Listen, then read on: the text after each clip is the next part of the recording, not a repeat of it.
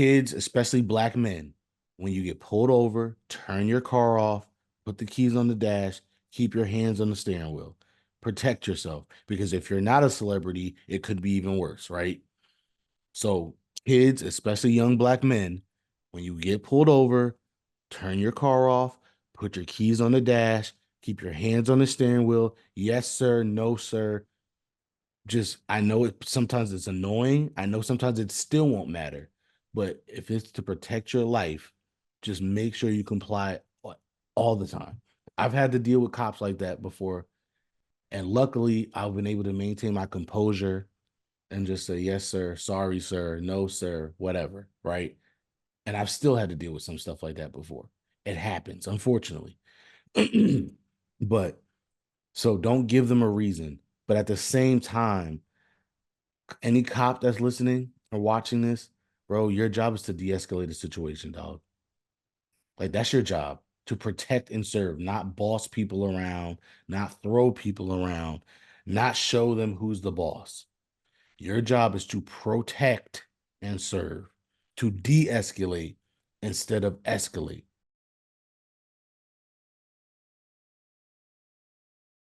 Welcome back, ladies and gentlemen. It's a great day to discuss other people's excellence. I'm the unforgettable one himself, Mr. Brett Carroll. Charles is always daydreaming, and we're two guys like BSN at work. All right, we got our first week of football. We're excited. We're going to break it all down. There's a lot going on. And we got some college football as well. I don't, with NCAA 25 coming out, I feel like, maybe we should talk some college. I definitely want to talk some college hoops because Rutgers is actually going to be relevant this year. So I was like, yeah, let's try to incorporate some college football in here as well. So we're going to do all that week one review with some college football in there, and then of course a week two preview. At the end. So let's get started. But actually, we're actually going to go backwards or slide for a second, if it allows me to.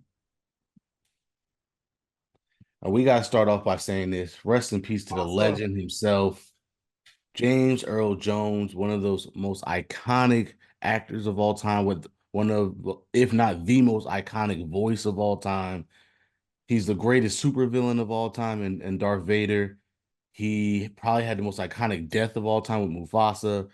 And that's just two of his most important roles, but like he's done so much The of the literal voice of CNN, not making it yeah. political. I mean, literally, he's the voice saying, "This is CNN." Like that tag is the stereotype when we watch movies the last 30 years. They have some deep voice saying, "This is insert name here." It's his voice on CNN. That Yeah. dude, Mufasa, Darth Vader, and for at least older millennials and up, the literal voice of CNN, which is just every aspect of entertainment that you could kind of imagine, from older nerds to kids that grew up in the 90s and 80s. Uh, and we didn't even say Coming to America, which is I'm actually about to kind say of Coming crazy. to America, Fences. He did the play Fences. A lot of people remember Denzel and Viola Davis doing the movie version, but he did the play version, which the movie is based off of. Sandlot. Yeah, Sandlot. I mean, Jesus. One of the most iconic Simpsons episodes of all time, where he's talking to Lisa. I mean, the list goes on and on and on and on and on and on and Is he on. Bleeding Gums Murphy? Is that really him as Bleeding Gums Murphy? Yeah, I think he's actually in the episode. Yeah. I thought that was an in person because listen, I'm the Simpsons nerd of the two of us. I should know that, but the I Simpsons mean, are I also. could be wrong. But I'm pretty sure he was actually doing that. I'm just gonna say they usually did a lot of good impersonations. Them in South Park did it a lot, where they would Yeah, have an yeah, impersonator do the celebrity like impersonation, and then have that real celebrity come on, and then yeah. be like a random character. And that's why I don't know if you know, but that the Michael Jackson episode, did you ever see it? Of course. Well, Happy birthday, yeah, Lisa. Asia didn't know that was really him. Yeah, yeah, yeah. You And that's what I'm and saying. he I owns that think music, so they don't run that episode anymore. I don't think, because he actually owns it, yeah, which is yeah. crazy. So But anyway, if he was Bleeding Gums Murphy for real, I just think that's hilarious because he did have the Mufasa thing in the episode. We are really showing our age with this episode reference from the early 90s. Like this is a fucking deep cut.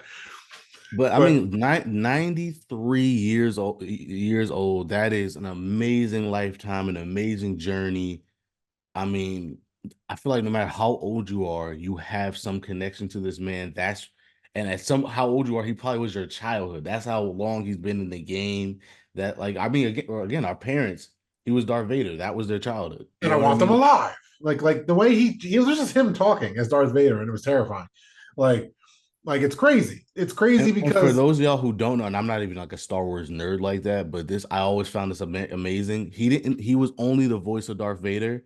They originally had the actual actor do the voice as well, but it just wasn't intimidating enough. So they got James Earl Jones, so he only does the voice acting for Darth Vader. And again, Darth Vader became the greatest supervillain in cinema history. Because and then and there's that Mufasa. voice Same is voice as that. Mufasa. Yeah, Same like I exact mean, voice. the voice is that because at the end of the day, I've seen the footage of like the actual actor talking, and I'm like, yo, this does not work without James Earl Jones's voice. Like it just doesn't. So, rest in peace to an absolute legend. Rest in paradise. Thank you, thank you, thank you to all the memories and all the things that you have done for the culture and for the movie business and the entertainment business in general. We love you. Rest in paradise, and we appreciate your work. And this is, again, he's an icon among icons, a legend among legends. It doesn't get much better than James Earl Jones. It really doesn't. So rest in peace Everybody to I him. know mentioned this yesterday. Huh? Everybody I know, from family to friends to work, mentioned his death. Yeah. Yeah. I mean, come Everybody. on. Yeah. So, That's you know, crazy. That's just crazy when you think about it. That he's one of the few people that, like, regardless of your politics, your beliefs, like exactly what Brett said, he did something you like. yeah. Again, we just skipped over the Sandlot. Like that's not one of the most iconic movies of all time. Like we just Bro, skipped over that. we're skipping over a lot because we could do a whole pod on James Earl Yeah, Jones. we And really this could. But wasn't yeah, what we this were planning on doing, just to be clear. It just, he literally died as Brett was making, yeah, or the announcement that he died came across when Brett was making this presentation. That's it. yeah.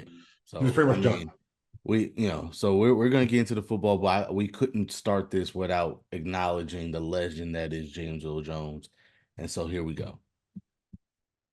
All right, back to the actual games. Lowly Lamar. So we did get the complete Lamar Jackson experience Thursday night when the Ravens took on the Chiefs. He ran all over the field, rushing for over 120 yards, leading the team. But he also missed some key throws. He made some great throws, but he missed two key throws at the end of the game, which cost him the game. And his inconsistencies in big games have been an Achilles heel throughout his career. He's only won two playoff games in his career, which is insane to think about. A two-time MVP winning only two playoff games. Um, and the criticisms are loud. They're really loud right now. Some people think it's just hating. Other people think it's fair. What do you think? Do you think he needs to be more consistent and step up in these big moments, or do you think the haters are just being haters? I think it's a mixture of both. Like, I think there is some truth that he has to step up in the big moments. Is week one a big moment? Because when it's a more traditional quarterback, it's not, and we'll get to that later for the Monday night game. But when it's Lamar Jackson, somebody that people have been coming for since he was drafted, it's every chance they get, they try to throw him under the bus. So yes, should he be making some of these throws? Sure. Is this a big game? I guess that depends on if they want to criticize the losing quarterback. Because again, we're going to get to who lost Monday Night Football later, and this is not the narrative. Um, and I just listen. The AFC is stacked. He's lost to the champ, the guy that me and you both honestly believe is going to three-peat. That's who he lost to. If this was the Dolphins, if this was the Bills, even, like, yeah, I'd hear this narrative. I'll give it a little bit more credence. Like, wow, what are you doing, Lamar? This is like one of your games.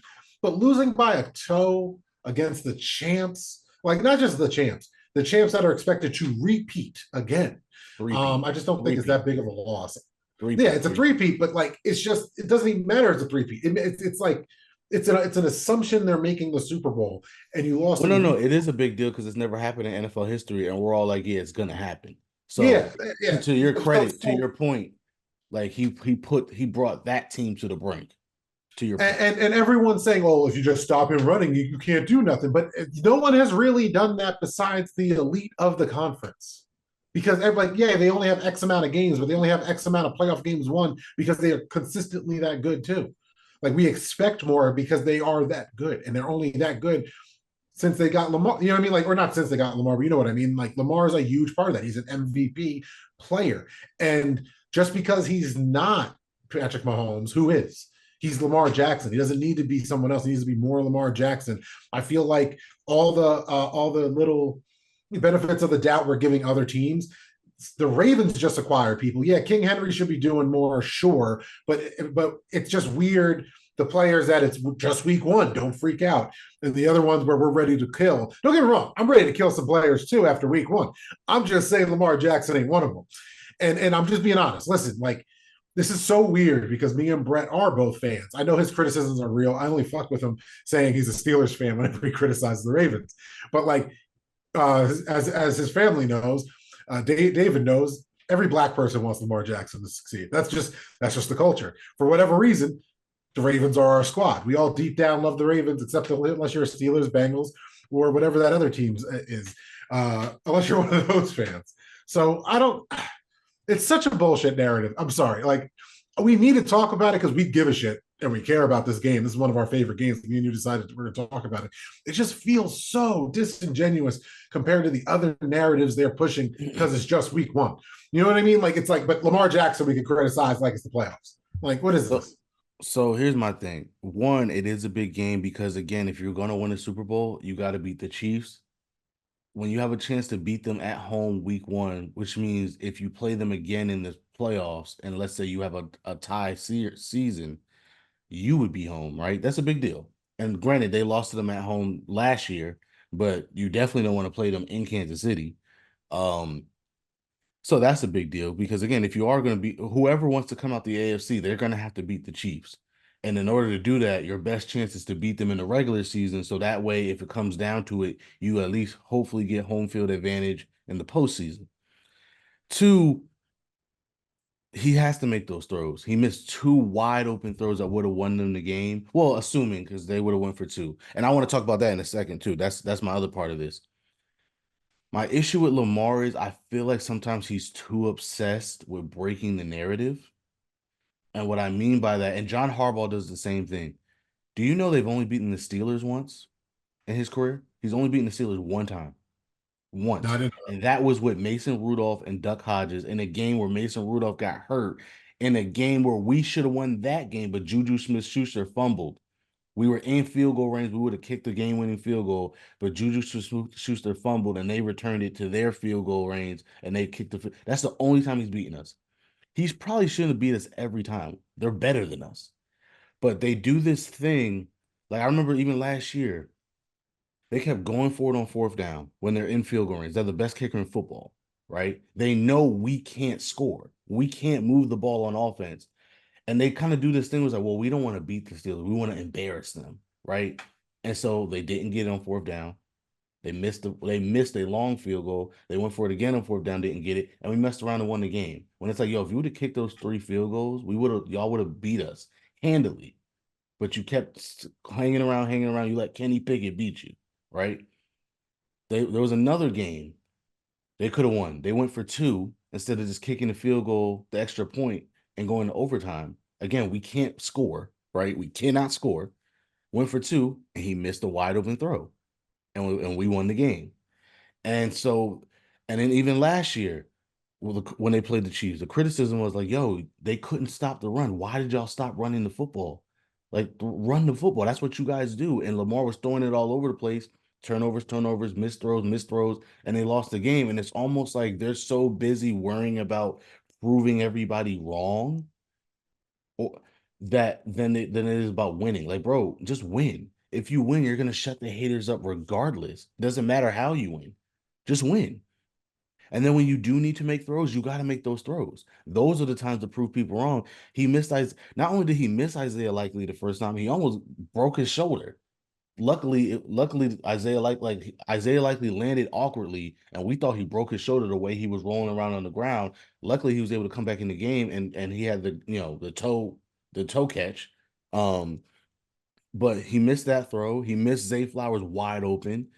Uh, and it's like you can't miss those throws in those moments, Lamar, because that's why the haters say we don't believe in you. Because that's what the Steelers do. They stopped the run, they contained him, and they're like, yo, we don't believe that you can beat us man to man all game. We don't believe it. And he hasn't been able to do it. And so the Chiefs, they've been having a hard time stopping the run. And again, they barely ran Derrick Henry in the second half. And it's just one of those things where it's like, I feel like they're so obsessed with proving everybody wrong that they start proving people right because then he doesn't play the way he's supposed to play and they lose these big But that games. sounds like a Harbaugh thing, not a Lamar Jackson thing. But it's Lamar too, though, because if you're Lamar at this stage of your career, Harbaugh trusts you. We like I love their bond. They believe in each other so much it's almost to their detriment.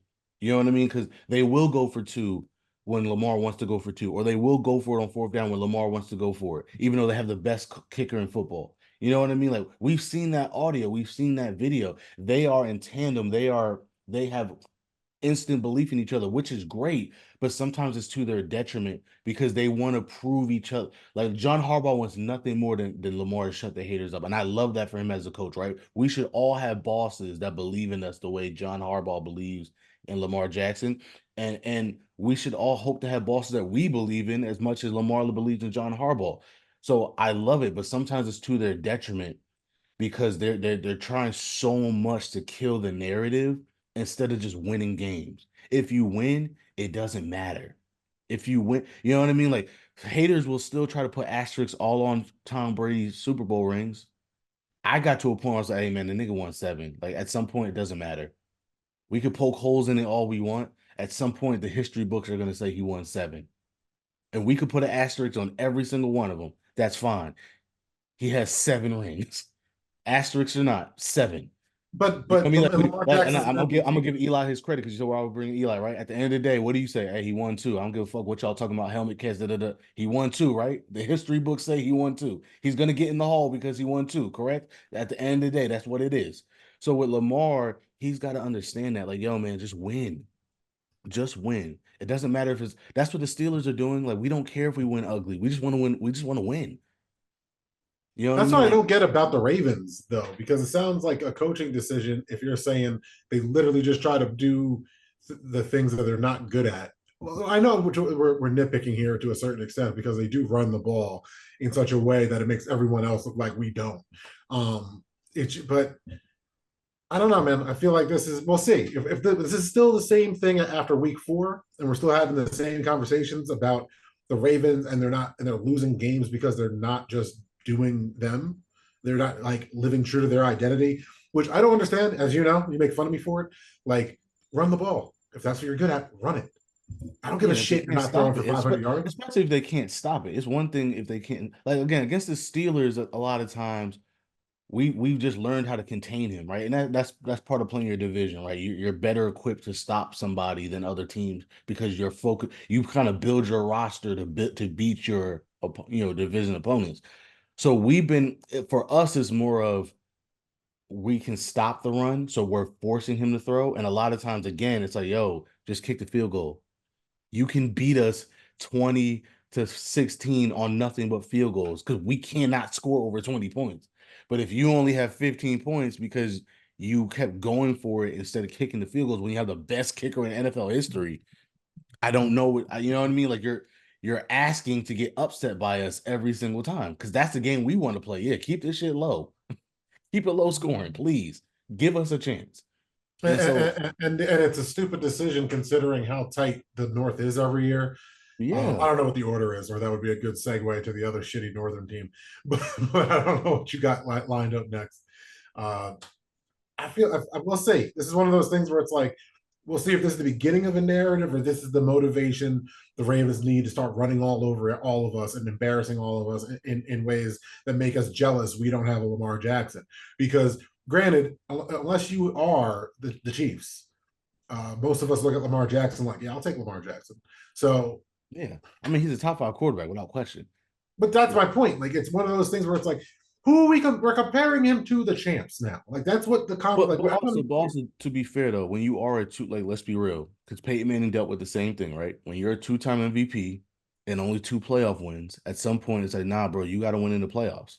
No, And absolutely. this, Absolutely. this, and I know it's week one, but this was a playoff game. You're playing the Chiefs at home, banner night. And again, if you win this game, if nothing else, you have that tiebreaker over them if your records are identical going into the playoffs. You know what I mean? So this is, I know it's week one, but this is No, it's not your consequential. This is a consequential loss. I'm not saying yeah. that. I'm just saying, literally, almost every other quarterback of any type of elevated stature that's not a rookie kind of gets a pass week one. They pretty much say it's a preseason game, yada, yada, yada, yada.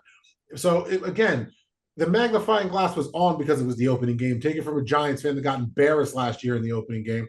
You know what I mean? Like, or one of the opening games. You know what I mean? Like, when the whole world is watching, we're really focused. And ironically, this was one of those matches that all of us were into. The whole football world was talking about this game as it was going on because all of us were into it.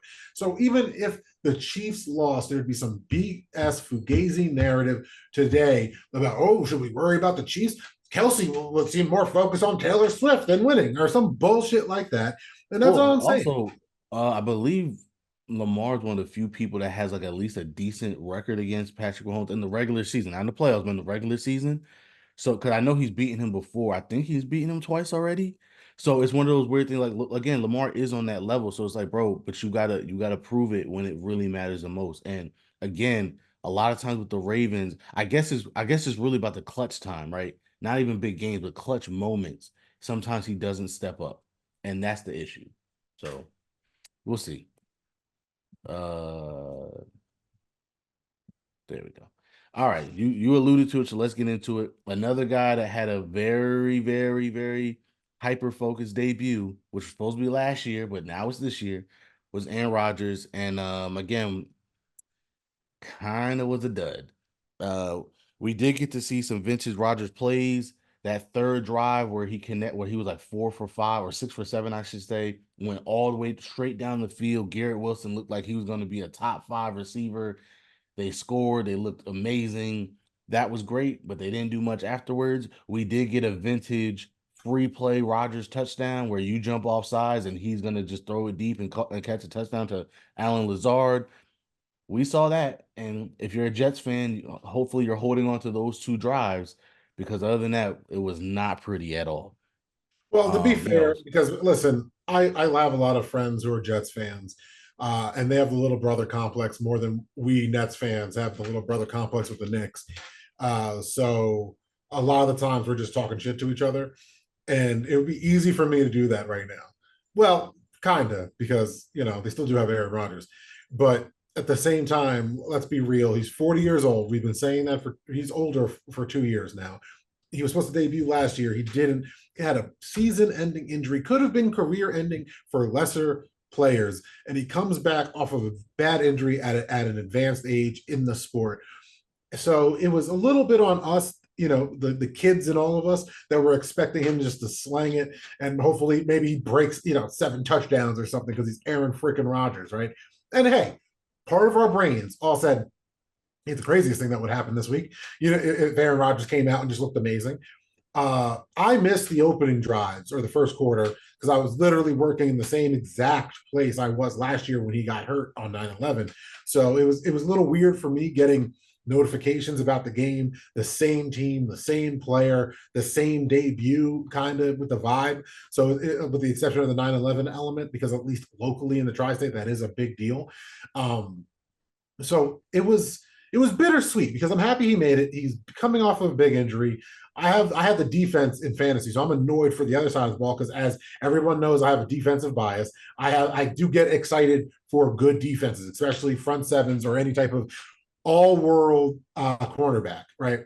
And that defense just really disappointed.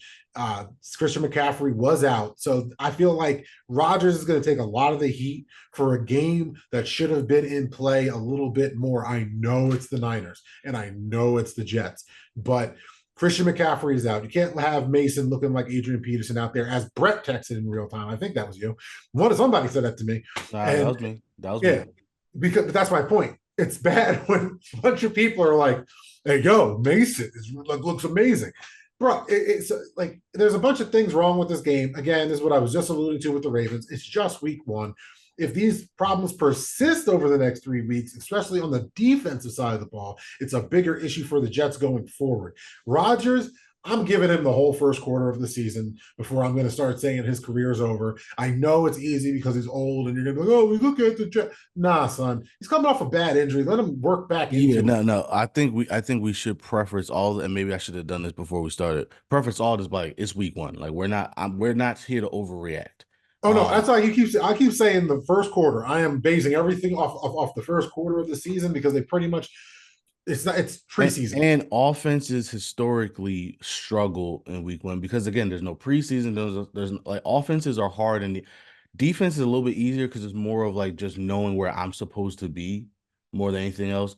Offenses are a lot more complicated, especially in today's NFL, with less preseason games, with less time practicing. Offenses usually do struggle. To me, and I said it right here, and you alluded to it, the more concerning thing was the defense because they could not stop the 49ers scored, I think, 8 straight times. They got a 3-and-out their first possession, and then they scored every other time, which was insanity to me.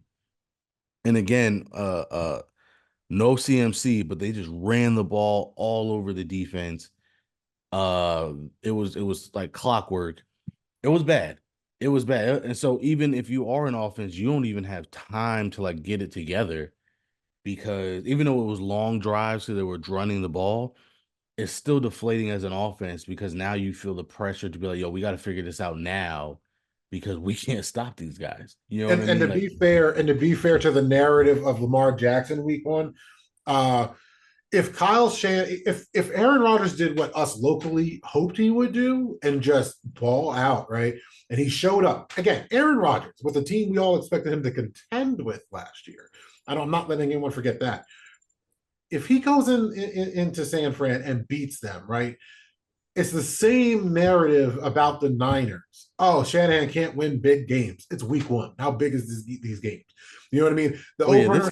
this game doesn't nearly have the implications of But Ravens. you would be saying the same thing. We would be saying the same thing about Kyle Shanahan because I we're a think little bit I harder think on we'd be those saying coaches. the same thing about Brock Purdy because again, the thing Great with Brock Brock. Purdy is like, and I honestly, even last night, there was some now Brandon Ayuk, Mr. I want my money, and I use the Steelers as leverage to get my money, even though I never budged, even though they never budged from the initial offer. He dropped a touchdown pass. Matter of fact, I think he had 3 drops or two drops last night. He did not look good at all. But even Brock Purdy, he missed some throws. And again, he's human. He's allowed to miss throws. But the knock on Brock Purdy has always been like, yo, when he doesn't have everything working, he does not look like the superstar quarterback that he does when everything is working. So, I think it would have been I'm a I think it weird would have been fan. on Brock Purdy more than anything else. But yeah, the offense, they didn't even have Mike Williams. He barely played. Remember, he's coming off an ACL injury. Like, I'm not worried about the Jets. Again, I'm more concerned with that defense. They got to get it together. Now, again, it's also Kyle Shanahan. If anybody knows how to beat a Robert Saleh defense, it would be him. Him coming from San Francisco. So we'll see. It is week one. Again, we got to preference all of this by saying we're not trying to overreact But to I'm a weird fan because I really don't think you're saying anything that's crazy about Brock Purdy. I feel like Brock Purdy deserves a little bit of respect. He did earn Mr. Irrelevant, a starting quarterback on a playoff team, deserves respect, period. But I also know you have to deal with a lot of doing your drafts and all that. The algorithm brings you the QB bros more than they bring me the QB bros. And the analytics that you see that I'm sure are, as the kids say, glazing Brock Purdy on a regular basis because of all the football reasons anyone that watches the game can see that he has an awesome team and a really good offensive coach that puts him in a position to win, which you're supposed to do. I'm not hating. Brock Purdy wouldn't be shit on the Giants. no, he Just keep wouldn't. it a buck. Yeah, he wouldn't. I made a bunch of jokes this weekend about trading Daniel Jones for Bryce Young. I'd rather lose with the young dude from Roll Tide, right? But at the end of the day, is Brock Purdy going to elevate a team if you take him off a team that's been in contention more or less for the last decade? Because it was Harbaugh, it was like a year of suck, and then they've been contending with Shanahan ever since. And like I think that's more or less the timeline. At least it feels like that because every year they're just running over us. They've been running over us since Frank Gore was their running back. That's how long the Niners defense has been solid, and their offense has a running back that the whole league's like, God damn. Like, that's what it feels like. I know there's time in between, but like you were telling me last night, did you really expect the Jets? Part of me, yes. Part of me, no. The Niners, ironically, are looking like it's their conference to lose again. Well, for context purposes, he was winning in fantasy. Oh my God, you got to just throw me under the bus. Next slide, dog. Next slide, dog. I don't need this shit. I don't need this shit. Are you done? Are you finished? Actually, no. You know what? I will say this. I will say this. I'm not going to say what happened. Chat, chat. You comment section. You answer this question. Oh, In you're fantasy, if you're winning, if you've already have the game won, your opponent does not have anybody else playing. Da da da da da. Do you bench your remaining players or do you let it ride? That's the question. Because there was a philosophical debate on whether you're supposed to honor the system and do the right thing and keep them no, in. you're just putting me on blast for being the old school coach I am. Where I'm like, I put my players in, I'm gonna punch you in the face with them. I know what you're doing. You just want to make that's your analytical bro. That's your analytical bro part.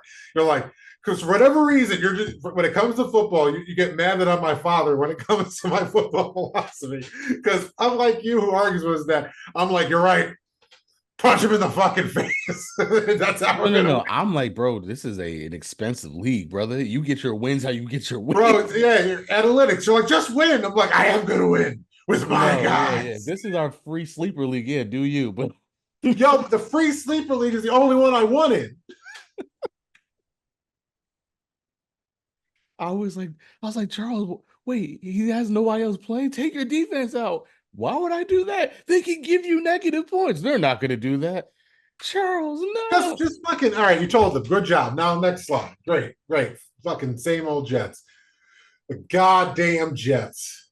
Same old Giants. Oh, All right. you were just buttering it. That was foreplay before the next slide. Now I I see. to be very honest with you, I forgot. I switched the orders around. I forgot that this was next. My bad. That was foreplay, and everyone knows it. You were just like, I need to get him a little bit more animated before I really piss him off and get him going. Because that's what I.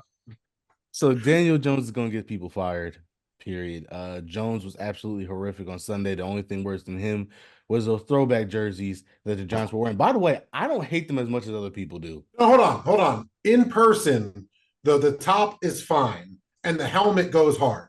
I will say that I liked how the helmet looked. I don't need it every week or anything, but I will say in person, the top half, those brown pants. This is not the Great Depression. I'm good on those. I'm just keeping it a buck. Listen, here's why I'm not mad at it. It's your 100-year anniversary. They're one of the first teams in the NFL. I'm not mad at doing the throwback uniform. Like 100 years, I don't care how ugly they are. Wear them. I'm not saying wear them every home game. I'm sure you're only going to wear them 2 or 3 times this year. Fine. Like everybody's hating on them. Like, bro, they've been around 100 years. Yeah, Like I no, I think get what you mean, but you also have some of the ugliest and respectfully, you know I think they're ugly. The old Steelers jerseys are ugly as hell. You're desensitized to how ugly these things are because you've been looking at like killer bees, yeah, forever. I wasn't a fan of the bumblebees. I did like the this is the controversial take. I think like we had like the yellow helmet, the bright yellow helmets, and the all black jersey, and then with the yellow. I did like those ones. A lot of people hated them. I like Okay. those ones, but Anyway, back to the Giants. Back the to I don't need bumblebees ugly ones, Steelers jerseys the in my bumblebees were ugly. Yeah. But again, stop. my thing is 100 years. Wear the damn jerseys. It's not that big of a deal. Like Okay, if you don't like them, I don't gotta buy them. give you your respect reluctantly because this rant's for you because you were the good friend that told me you can't be mad at no, you can't be mad at Saquon Barkley because the Giants did everything to fucking ruin him. And I was like, it's like, I know you're mad now, but you can't be burning Saquon jerseys. You can't be saying fuck him online. I maintain you can. You don't go on Twitter if you go to a rival the week up. Like that's just stupid on your part.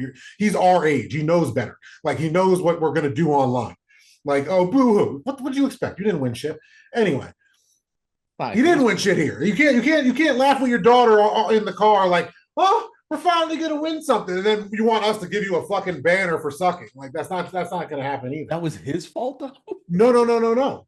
I'm just saying you can't have it both ways either. You can't be like, there were some good times. You just laughed about how there wasn't any good times. like anyway, We set him up for that.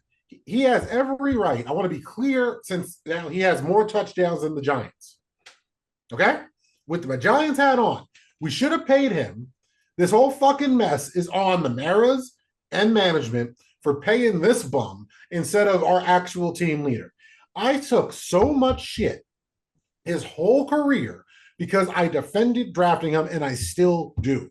There's more of a defense for drafting Daniel Jones at number 2 than ever drafting this fool at 6 overall. And all the drafts in the world, all the mock drafts in the world, I don't care. What pisses me off even more is this whole time I've had to hear this narrative, running backs are a dime a dozen. You know, I didn't see that yesterday. I didn't see that 2 days ago. I didn't see it. I didn't see a dime a dozen running back looking like Saquon Barkley at MetLife. I didn't see it. And this dude, I don't know how you regress from bad or dog shit to worse, but he did. And he's just missing looks. He's throwing pick sixes in the end zone. Like, or it's beyond me how this dude got leash after leash after leash, but we didn't want to pay a proven commodity in Saquon Barkley. And I'm upset because Brett was actually good. He was actually a good friend. And he said, I'm gonna let you rant now, man. But like it's gonna come down. You're gonna be mad at the right people before you know it. I don't even remember it was on here. I'm assuming it was on here because that's how much I was like, motherfucker. Like, but I'm not mad at Saquon for taking the bag from anyone. As Brett knows, let the Eagles call me up right now, give me a bag. I'll switch all these colors right now. Like that's how this game works. Saquon deserved better. He went to better. He got 3 touchdowns. You gave this dude the fucking bag, and now Saquon has more touchdowns as an Eagle than this asshole has in his last 10 games as a Giant over the last 2 fucking seasons. Since signing his extension. Yeah, that's what I said, Brett. No, hold on. Daniel Jones has thrown more TDs to the opposition than his own team. 3. It's 3. He threw 3 pick sixes. He has 2 touchdowns or 1 touchdown. He has equal fumbles. It's fucking amazingly bad. Like, I just want you to admit I knew when we drafted him how fucking bad this was. Oh yeah. Like this is no. Listen, again, for those new to the show, Charles almost destroyed my kitchen when they drafted Daniel Jones because I had the audacity to say, hey, if that's their guy, they got to draft him. And he just went off. He went off because he did not like Daniel Jones. Again, I never thought Daniel Jones was good. Nobody thought Daniel Jones was good except for the damn Giants. They're the only team that thought he was good, especially good enough to be at 6. And my thing was, well, look, if they need a quarterback and that's their guy, you got to take him at 6 because you can't take the chance that he wouldn't be there at 17 or whatever they drafted because they had 2 first-round draft picks that year. And so, yes, you were right about Daniel Jones from the start. But to be honest, everybody was right about Daniel Jones because nobody thought he was good enough to be worth the 6th overall pick. Then to double down on the mistake by paying him is absolutely ridiculous. I understand not wanting to pay a running back. I get it. But you don't bloviate the mistake by then paying the quarterback that you know you shouldn't pay. And he won a playoff game. Congratulations, he won a playoff game. It's just maddening to me that he could win that playoff game and all these DJ truthers that are now non-existent, you little fuckboys on Reddit. Now all of a sudden you guys are disappeared. Now you guys can't be found. So all these DJ truthers last year wasn't because of Daniel Jones that he was the worst quarterback on the Giants. The O-line was hurt. Saquon was hurt. That's why Tommy Cutlets looked better. That's why every other quarterback that was under center looked better. It was every other factor besides. Now Saquon ain't here. This whole team was built around him being the guy, and it looks worse. It looks worse than the paying him. It's between a rock and a hard place. I'm willing to let that slide if they paid Saquon too. Yeah, exactly. They fucking did it. And you didn't have a problem trading for Brian Burns. Brian Burns, who never suited up for the Giants, is getting paid by the Giants. But Saquon Barkley, a generational talent at running back, is now an Eagle because the Maras have some blind loyalty to some fucking Eli Camp reject that they drafted because they want to keep compounding mistakes. We're done here, man. I have nothing else to say Well, about no, this didn't the Maras because want Saquon? Mara's pissed off that Saquon's not here. In the no, Hard you Knocks know, video, they're mad he's not here. But the Maras are the same ones that didn't want them replacing him 2 years ago. They were like, "Oh, we gave him every opportunity. We gave him every opportunity to fail. We deserve to treat Daniel Jones better." Fuck you! It's been 4 years. no, no. I guess my point is, if it was for the Maras, Saquon would still be here. Joe Sheen was the one that just said like, I just don't want to. I just don't think it makes sense to pay him. But No, I understand. We all saw that. If you saw, honestly, the Hard Knocks front office was just as interesting as any other front Hard Knocks that was ever on HBO. So I suggest people go out and check it out because the conversations that were had with the GM and his people, they all make sense. I don't want to make it sound like it was some illogical train of thought. No, no, no, no. I'm saying, as the fan I am, I have the luxury to sit back and say you should have fucking paid Barkley because this bum doesn't deserve to be on the roster getting paid anything if you didn't think that he was worth it. Yeah, because That's I all I'm think saying. the real issue is it's not about the player, it's about the locker room, and we're already seeing it. It's week one. Malik Neighbors had some interesting comments. Now, granted, I think some of his comments are taken out of context, but he had some interesting comments. Kayvon Thibodeau hasn't like he had some bad comments. Nah, man, It, it ain't. You know how when they lost the locker room? Losing Saquon was the locker room But that's leader. that's but that's what I'm getting at. That's what I'm getting at. I think it was more of you had to bring Saquon back for the sanity of that locker room. By you choosing Daniel Jones over Saquon, you lost the locker room, especially when he's gonna play like this. If he's Yeah. gonna play well, then fine. But if he's gonna be this bad, you're gonna lose the locker room.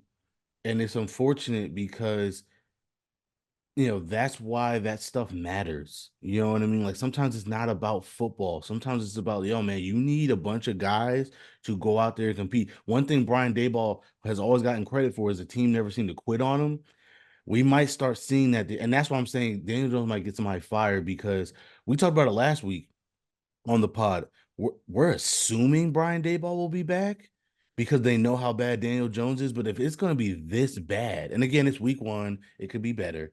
But if it's going to be, but it's not like the Vikings are this. And Dable's actually gone on some runs that have saved him every year since the play. You know what I mean? Like it seems like that dude keeps locker room. So I'm again, we'll wait to have a quarterly review of all these takes because that's what I Mhm. think it really will take. But I'm with you, but it really comes down to everybody knew before the end of last year that he is not the future of this team.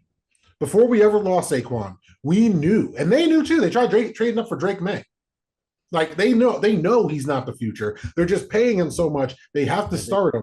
And they now have to since we start did him. it, well, here let me But finish. that's another Now we thing too, did it. though. Now we did You it. No, guys he keep started week talking one. about He's getting you guys paid. keep talking about you can get out of the contract after this year. If he doesn't get it together by week four, like you said, I think you got to bench him for the No, I sanity think of we that. should bench him now. I don't want to wait. I don't like. It's already too late. Well, again, it's week one. They're going to give him another opportunity. They already said he's starting next week. They're going to give him some more opportunities. But I think by week four, if he's not getting any better, you have to bench for the sanity of that locker room. I think you got to bench him.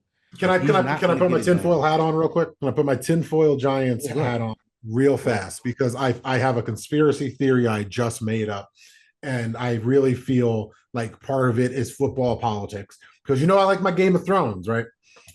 So they're not benching him immediately, even though they didn't bench him in this game because that's them showing, oh, look, we're giving him a chance. And who are they playing next week? The Commanders, the only team that Daniel Jones apparently knows how to play against. So unless he shows out and scores more than once, like a passing touchdown more than once, and we Oh, win, you think after next week he's done? Yeah, yeah, he has to have 300 something yards, 3 touchdowns, yeah. no turnovers, and we got to win decisively for even people to calm down. I'm not saying that they'll be safe. I still would want to be like, yeah, that's great. Last highlights for the team, baby. Last highlights for the team. Get the fuck out. Like he is that the fans don't like him. Like all his Yeah, truthers, the the worst videos of ones them that don't booing even care. him. Well, yeah, they had the video of him booing of the fans waiting by the exit so they could boo him on the way out. Um, Give there's me a a million, video. Danny. Yeah, there's a video of Joe Sheen's son saying like, "Yo, go get Jaden Daniels." So that's ironic that you're talking about the Commanders, because that's somebody that they wanted to go get. Um, Okay, that makes sense. If he can't, if they're going to give him a chance against the Commanders, and if he can't even do that, then they'll say again. I said it last week. The Steelers and the Giants are the same thing. They're going to give him every opportunity to redeem himself, and if he can't, then they'll finally move on from him. Right? That's unfortunately, like fortunately and unfortunately, that's how the Maras and the Steelers are. They believe in that. They are loyal to a fault. They're going to give him every opportunity to succeed. So you're right. So you made a good point. If the Commanders are the one team he plays well against, they are absolutely going to give him that opportunity to see if he can redeem himself and keep his job for a couple more weeks. I don't know when you play them again, but if he does play well, I think they do roll with him until they play the Commanders again later in the year. So I don't know. Hey, we'll see. Bye, It's bitch. it's bad. You guys are going to be looking Bye, for a quarterback. Felicia. You guys are definitely going to be looking for a quarterback in the draft, and we'll get to that later. I hope so. All right. Winning by a painted nail. Caleb Williams made his NFL debut and got a very rare win as the Bears beat the Titans. I think he's the first number one overall quarterback to win the opener since 2002, I believe. No, Something no, in the modern era. in the It's modern era altogether. like yeah, Wow. it's like 1964 or something like that. He's the first number one overall Yeah. draft pick quarterback to win his game. So I think that's the catch is that like there's probably been other first round picks that have won their opening game, but he's the first overall pick to win it. And I think he's the first to win since 2000. Maybe it might be quarterbacks in general to win since 2002. I saw that stat. So it's been a long time either way. But yeah, he's the first quarterback to win a game, opening game in forever. However, he did very little to contribute to that win. He did not look good. I think he only threw for like 96 yards. Um, no Bro, touchdowns. I didn't get the memes at first because again, I'm one of the weirdos left that doesn't have like red zone or something. So like I saw they won and I was like, oh shit, that's awesome. I saw some memes like, oh, Caleb Williams killing it or something like that. Look at those stats, but they didn't post the stats. I was like, I don't get it. And then I saw it, and I was like, oh, y'all are assholes. He's like The defense, 50% completion, 93 yards or something, I and think it it's was like, 96. But let's be fair, 96. oh, sorry, Also to be fair, a whole nother completion apparently. yeah, to be fair, he should have thrown a touchdown pass. Somebody dropped it. I forgot who it was, but somebody dropped a touchdown pass, to be fair. But he didn't look good. He did not look good. Romo Doomsday got hurt, so that sucks. But he still has, decent weapons despite all that. He didn't look good. And the fact that Justin Fields played better on a subpar offense doesn't help if you're a Bears fan. Again, I still think this guy's going to be good. We knew it was going to take some time because he has to still learn the system and everything else. But I just know Bears fans are just like, no, please, not again, man. We just want one good quarterback. Why is this so hard to come by? And he didn't look good. He tried to scramble backwards and got tripped up, and then I everybody's like, saw bro, that one. That was it's like, bro, this is not college. You cannot do that. But it's that's a week rookie one. mistake on week one. You know what I mean? Yeah, Like, it's week one. That's why we keep saying we got to preference all of this stuff. oh no, we are not killing. Listen, man, Yeah. they might all suck. I'm the one that shits on Brett for the mock drafts, saying like, how many of these dudes ain't gonna be in the league in 3 years? Like, and there gets so much hype. I was hyped about Caleb Williams. I'm one, and I just and read the screen, people. Just breathe. Like, I know a couple Bears fans. If this was the Giants, and he had the same thing. We drafted him and he had that terrible of a game. I'd be saying the same exact thing. It's week one. Like, really, what do you want us to do? He's the number one overall pick. The Bears are trash. Like, we knew But that hold on. going To in. be fair, but I think for him specifically, the Bears aren't trash though. He has three number one wide receivers. He has a now also the offensive line didn't look that good. That was one of the reasons why we thought this Bears team could be good because they revamped the offensive line. There, especially the interior offensive line was getting destroyed all game. And anybody will tell you as a quarterback, I'd rather have pass rush come from the end edge than right in front of my face. Um, so it wasn't all bad. It's not like the team played well and he just played bad. The defense was great. The defense won them the game, literally. Um, but it's bad. The prince that was promised did not look good today. or yesterday, or damn, what's today? Tuesday, Sunday. Whatever. Over this week, Um, this last week. but yeah, but at the end of the day, just breathe. They'll be fine. He'll be fine, but definitely gonna be some growing pains.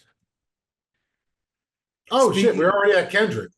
yeah, I just tried to switch up the order. Speaking of not letting anyone breathe, Kendrick Lamar is never gonna let Drake breathe, and I love it.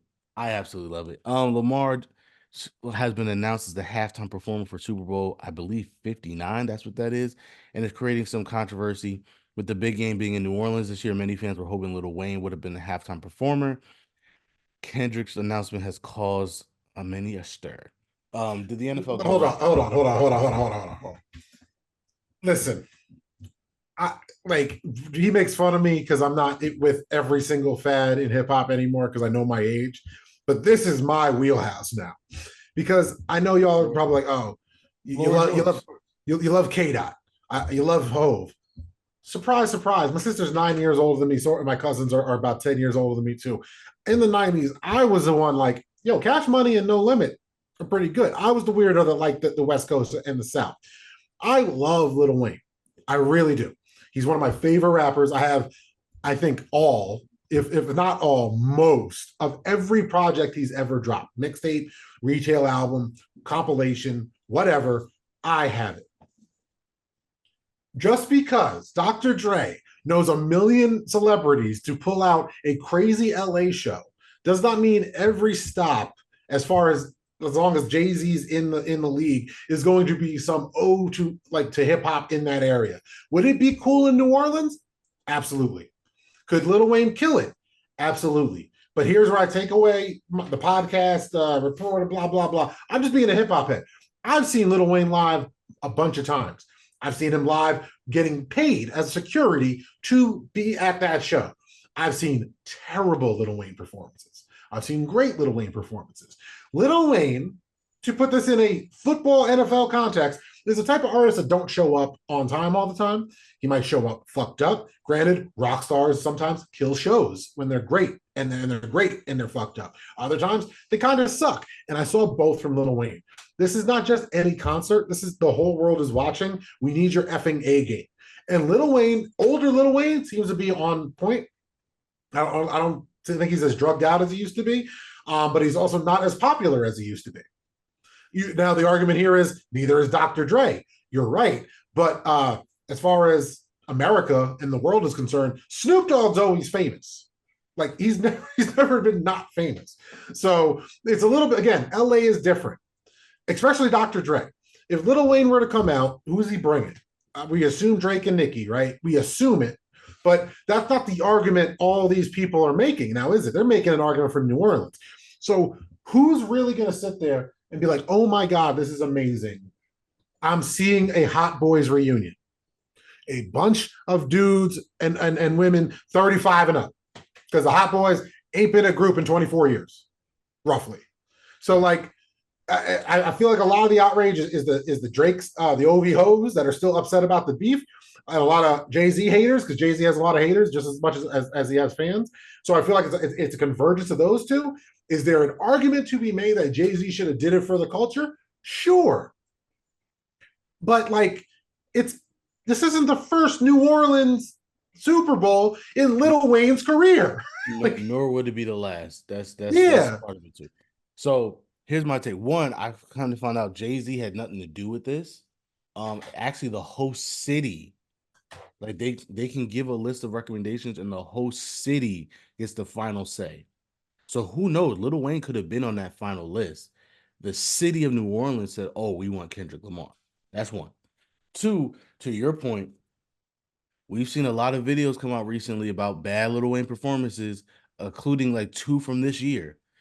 Um, so I think even somebody that worked on the Grammys came out and said, "Yo, man, like Lil Wayne is like you don't know what you're gonna get with him." And three, here's my biggest thing too. Lil Wayne, people gotta remember this is the Super Bowl, right? Um, a lot of Lil Wayne songs, I don't know are Super Bowl appropriate. Like you gotta remember the Super Bowl, everybody's watching, kids, older people, the people that don't even watch football. he's got to be able to perform. Mind you, you're not gonna be able to get mixtape Wayne. You're not gonna, you know what I mean? Like it's got to be his hits. You know what I mean? Like so you got to understand how the Super Bowl works. It's got to be his radio hits and stuff like that. And even a lot of his radio hits, a lot of them he can't really perform. Like you There's a can't lot of really pussy this and a lot of pussy that. Listen, if we're too yeah, vulgar, like you got to think just about like what his acknowledging this, subject think matter about the is. His concert. subject matter is usually drugs, violence, women. Like you know what I mean? And Like not always in that order. I want to say it's usually pussy, money, weed, pussy, right. money, weed, And pussy, so like money, weed. so like even like There, lollipop. there are a bunch of mid 30-year-olds that are like, "Fuck yeah, I get that reference." You didn't get. I just want No, to no, point. I got the ref. But what I'm saying is a lot of that stuff he can't really perform. Kendrick could perform damn near all of his hits, and it works, right? It works for a I Super remember Bowl. syrup sandwiches and grandma allowances. Like, yeah, he could perform a Millie. Like he could do that. A He could do Millie, a lot, okay, if I was going to try to guess Wayne's set list for a Super Bowl in New Orleans, this could be fun. This is off the top of my dome, so you guys can at least know I'm a real Lil Wayne fan. well, actually, And before hold on, before you even do that, and like you said, bringing people out. Yes, actually, to be fair, a lot of people are asking about the big three. It's cool, and that would be awesome. But like, if he were to bring out Juvenile, what's Juvenile performing? He can't play back that ass up. which, Even if but that's weird he, too. I just want to say that is weird because that's such an old song now. Everybody knows it. yeah, but you can't perform that at the Super Bowl. Even if you did the clean version, girl, you look good. Want you back that thing up? You a big fine woman? Want you back that thing up? You what are you gonna have like a bunch of people twerking on the No, Super I Bowl? get it, but hold on. Let's play that. Okay, so that's one. That's one surprise. It would definitely be Juvenile doing that. If I had to guess, they would give Juvenile back that thing up in slow motion. Those would be the two songs that they would let him do. Because it's New Orleans, Soldier Slim got killed. It's one of those things where that could be a nice little moment transitioning into that. And then you could go back to Little Wayne and he could do Maybe She Will. Like I'm trying to think what would sound good coming out of slow motion into Little Wayne. Or I'm on one. Like, you know what I mean? There are a bunch of radio hits that you could do, but that's the problem. That Brett, you highlighted it better than I was thinking because I was thinking more from a technical thing. Like, is he going to perform well and all that? You said, which songs is he going to do? And ironically, the songs that most of the people want to hear aren't. There's no set list. There's like not to be. Not, I don't mean that as a pun. There's no set list that is set because older fans like me, we want Carter to Carter 3, maybe Carter 4, right? Younger fans want Carter 3 to Carter 5 and everything in between. And to your point, unless you have the air quotes big three there and the hot boys, this is a lot of artists for not a, like this is not the same thing as Dre, Snoop, Eminem. That's not the same thing. If you're telling me it's Lil Wayne and we know he's bringing out Drake and Nicki ahead of time, different concert. But then you're not. That's not what you guys are bitching about. You guys are bitching. It's not Lil Wayne celebrating New Orleans. And if he's celebrating New Orleans, it's Juvenile. And I'm sorry, my favorite BG songs are off his Life After Cash Money album, and I know he ain't performing that. You know what I mean? Like, or it's on his albums where he went to prison, and I know he ain't performing that. So, like, what Hot Boys song do you really want? Because that's another Juvenile song. I'm a paper chaser, got your block. Just get Juvenile at this point. Like, if we're gonna do New Orleans, But that's another thing. Again, a lot of Juvenile's hits are not super. Like again, this isn't a concert. This is the Super Bowl. This is your grandmother's watching this game. Your mother's watching this game. Kids are watching this game. That's what I'm saying. Like a lot of Lil Wayne's music, a lot of Juvenile's music, even the big three, they have more, sensory friendly hits that the big three could kill it. I'm not gonna say that. Him and Drake alone have enough. They could do the motto. They could right easily do above that. it. Yeah, they could. The big three is fine, but like Lil Wayne and Juvenile specifically, like what are they performing that is going to be Super Bowl appropriate? Like No, that's I the get, big. bro. Me and you, we had a very regular response, like, oh shit, Kendrick, because we're old enough to know this isn't like every year. So we're like, oh shit, Kendrick, awesome. I swear to God, everyone complaining. If Lil And Wayne's your also, and favorite also rapper, to be fair, because I see the memes and it is hilarious. Kendrick's not going to perform "Not Like Us" at the Super Bowl. He can't. That song is I again. bet That you he song is. does. I don't think he I can. bet He you. I might. bet you he does. He might say they not like us, but he cannot perform it like his little talk about pedophilia on like you can't do that. Yeah, but here that you just let the opening slip like right there. He doesn't need to rap it. He just needs to start the song. Yeah, that's well. What I mean by perform, like he's not going to do the full song. Like But he that's the catch with hip he hop. could. But that's the catch with hip It hop. probably will start with "I see dead people." Then, He'll start rapping it. Certified. All he has to say is certified lover boy and let the crowd say the rest. yeah, yeah. It is an easy way He around. could You probably forget the do pop that. out. The pop out's on Prime. Prime got to deal with the NFL. This is not even that deep of a connection that they're making. They're Yeah, but trying to that's still not crossplay the it. Super Bowl though. That's still not the Super No, no, Bowl. I know That's it's not not the the Super Super Bowl. Bowl. I'm just saying that song's already a hit. That you didn't see the merch yesterday? Oh, I didn't know. The Not I'm Like Us saying merch? I get that. What I'm saying is the Super Bowl is a little bit different. I'm sure they told him like, "Yo, you cannot perform that." So like you can probably play the instrumental, you could come out to it, but he's not going to perform the whole song. Like I get that's the No, meme, he's and not going to perform the whole song. No one. He's not going to perform any whole song. It's the Super Bowl. I'm saying, I guess He's my going to point is he's get not going to to, A minor. I guarantee you, he's going to get to A minor. and then stop it, right? Okay. Probably A minor, and then if I had to guess, we can run back the tape all the way these months ahead, right? That's when he drops into Humble or DNA. But see, Probably I A don't even think minor. Yeah, yeah. no, but that's what I'm saying. I don't even think he gets to say A minor. You can't say that on the Yeah, Super you Bowl can. stage. Trying to strike a chord, but it's probably A minor. It's going to happen. I'm letting you know it's happening. I don't know. He Not like probably us. gets to probably tries to record, and it's probably A, and then he'll switch to another song. I think he'll do that. I No, think he'll do they're that. gonna let you're gonna get the aerial shot of the Super Bowl panning backwards, and you're gonna hear the whole crowd go, "Hey, minor!" You're gonna hear Drake's tears. You're gonna hear them.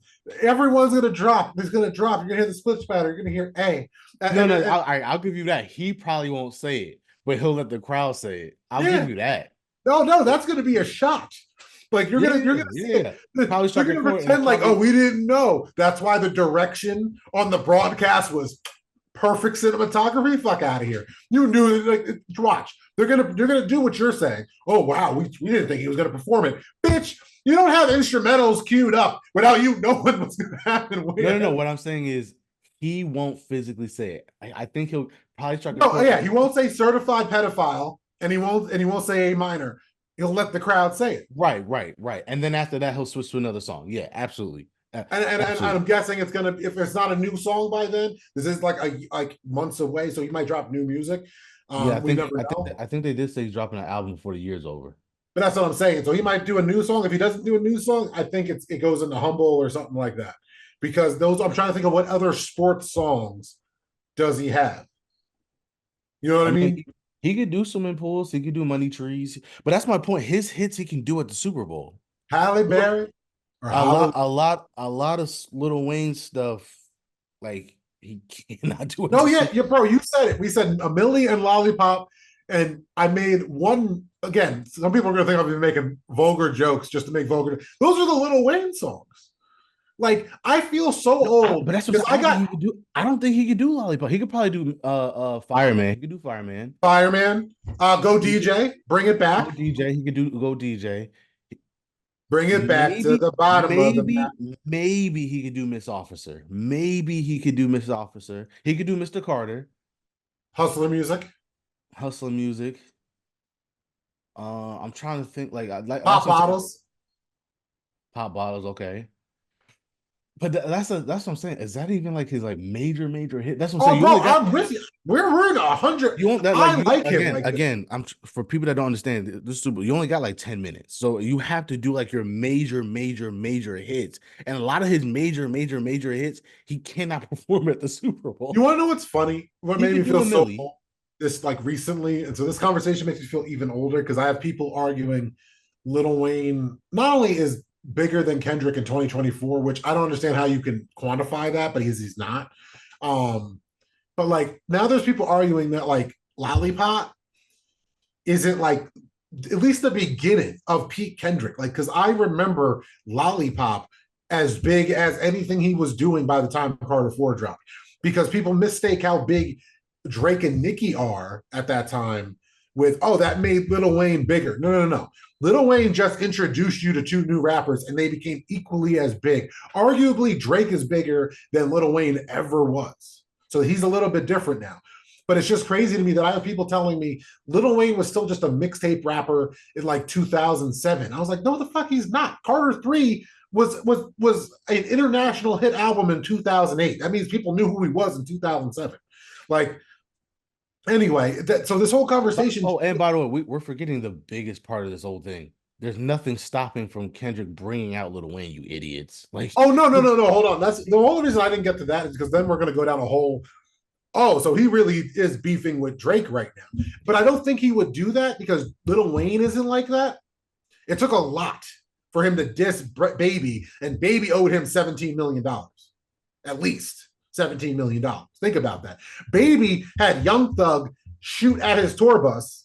oh, that's another thing. That's another thing. Nicki and Birdman, y'all are frauds because like y'all talking all this trash about Jay-Z not picking Lil Wayne when again we know what you did, baby. Like, don't do that. No, Don't not do only that. that, not only is Let Baby me a fraud Birdman because hand rub distance. Let me Birdman respect. hand rub We're gonna distance. show Say him you're a fraud. respect. Say his name. You're so tough. Say his fucking name. This is hip Yeah. hop, right? Hold on. Let's keep it a buck. They are talking all that greasy shit. Nicki, you from New York? Say Jay-Z. Say you want to talk so tough. Make music and diss him, or say his name in your tweets. Other than that, it's Twitter fingers and it's empty, and it's you guys trying to ride a wave. Because where's the music? That's what y'all do, right? Like the Baby. What you said. Who doesn't know that cares that Baby didn't owe Lil Wayne all this money and you just weren't paying him and you were about to let Young Thug drop the Carter 5, or I'm sorry, Barter 5, because you were just ready to disrespect Lil Wayne like that. Nicki Minaj is talking hella shit like you're even relevant in this conversation. You're hoping it's Lil Wayne so you can get a bag. Calm down, because no one's asking for a little Nicki Minaj fucking halftime show. Like, your time is past. I think that's what a big problem with the Cash Money clique right now is. Show my age with the Cash Money clique, original name. Their problem right now is that their 15 minutes is up, and it was just Drake because it's been a couple of years since Nicki wasn't living off her past. Like, her last big release was a re-release, wasn't it? I think so, yeah. Yeah. Oh yeah, Birdman. You ain't had hits since Lil Wayne stopped writing them. So I feel like it's a lot of, oh yeah, we're trying to make up some roads because from what I can tell as a fan, again, of these artists, it seems like that big three got full of themselves. They all thought they were the biggest piece of the big three. They're just, I'll give them this, too loyal to ever say it in public about Wayne. But now, since Drake got, flew too close to the sun and his wings started melting, right? Now all of a sudden they're like, oh wait, Lil Wayne is our boss. We can have Lil Wayne help us out. And Lil Wayne sitting there rich as hell, just as he was 20 years ago, like, I'm just making music. I mean, like he doesn't give a that's one of the funny things about Twitter. I was like, yo, Wayne's probably high as hell right now. Doesn't even know what's going on. Like, that's the crazy thing about Wayne says he don't pay attention to none of this shit. And if Skip Bayless isn't on TV no more, he's not going on TV to talk about it. So he don't care, which is also the hilarious part. Because again, Baby, Mr. We're gonna show you respect. Although I would love for Birdman and Manny Fresh to come out and ain't Stay Fly, yeah. Yeah, I would love to see that on but that's my point. That's the crazy part. Everybody wants to hate. I was like, why can I think of the name of the song? Getting picked, and all these hits are 20 years old. Yeah. And which is but that was the hold on. Again, a lot of y'all my age are having a real hard time coming to grips with when we were in high school, we were complaining that all these musical acts were 20 years old. Now, 20 years later, you trying to get the big timers to show up with Lil Wayne at the Super Bowl, and they got a dude in Kendrick Lamar that not only has the hit song this year, but he had a Grammy last year and a Pulitzer Prize more recent than any of your hits that aren't from Drake. Yeah. And you also hinted on it because we're going to move on. We got more stuff to say. Oh, yeah. Again, it's never been the precedent that an artist from that city performs. Like, that's literally never been the case. Yo, you think I didn't want a Redman, Naughty by Nature, Joe Budden, Queen Latifah, Fugees concert when it was here? Yeah, like stop it. So that's never been the case. We have Frank Sinatra here. Like we're just saying the hip hop artists. We got rock bands like E Town Concrete and Bruce Springsteen and Bruce East. Springsteen, like yeah, Bro, Bon Jovi, like give us 10 minutes. We'll get 10 legends, different types of music, and just line those bitches up and go Queen Latifah, next. Frank Sinatra, next. shoot. Redman, I next. think I think I think it was the year before Whitney died. If Whitney was still alive, it should have been Whitney.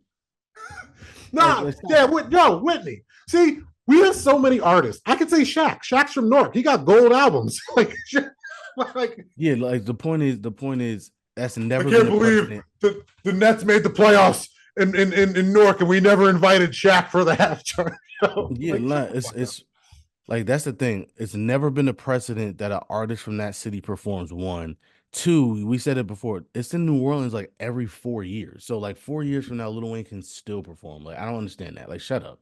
So anyway, let's move on. All right, back to another bum.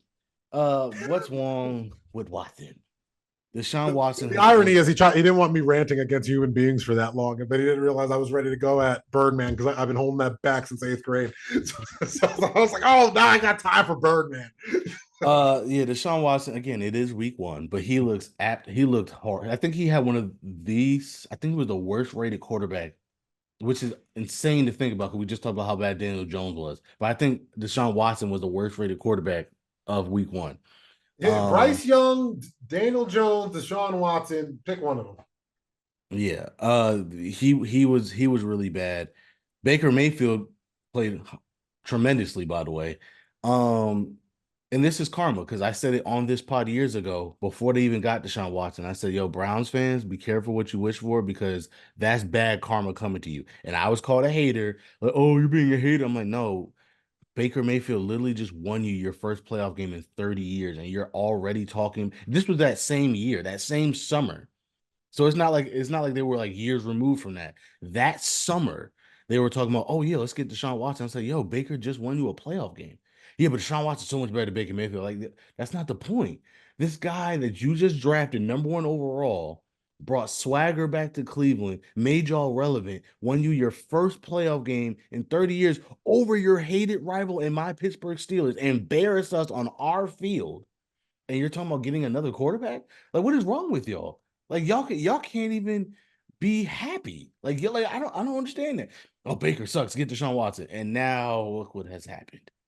Look what has happened. This is the worst trade in NFL history. The laundry list of players that the Texans have gotten for the trade. And by the way, it's still not done. I think they still get the second round pick from the Browns this year. So they're still paying for this fucking trade as well as the money that they gave this dude. Oh, and I didn't even mention in this slide, he has another civil lawsuit that just came out. I think it's from the Browns leaking that so they could try to get out of this contract. But either way, there's still stuff going on with this dude. His fall from grace is something I've never seen before. Uh, we've never seen a fall off like this ever.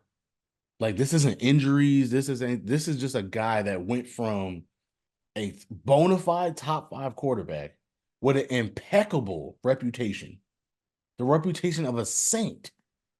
And in just a few short years, he's the most hated man in the NFL, and he's a bottom five quarterback right now. We have never seen this before, What ever. if I told you? What if I told you that it was just a hand job keeping it all together? Like, 30 for 30 presents happy endings. The Deshaun Watson story. No, it's called No Happy Endings. The No happy. Deshaun Watson story. I mean, it's bro, crazy. I'm so happy. Like, I'm sorry. I'm sorry. The shit I got, what, 2 years ago now, right? 3 years ago? Because I just was like, no, this is predatory behavior. This isn't even a football conversation anymore. Fuck this dude. Da-da-da-da-da-da. And and it was like, oh well, if they win a Super Bowl, no one's gonna care. That's not how victims work.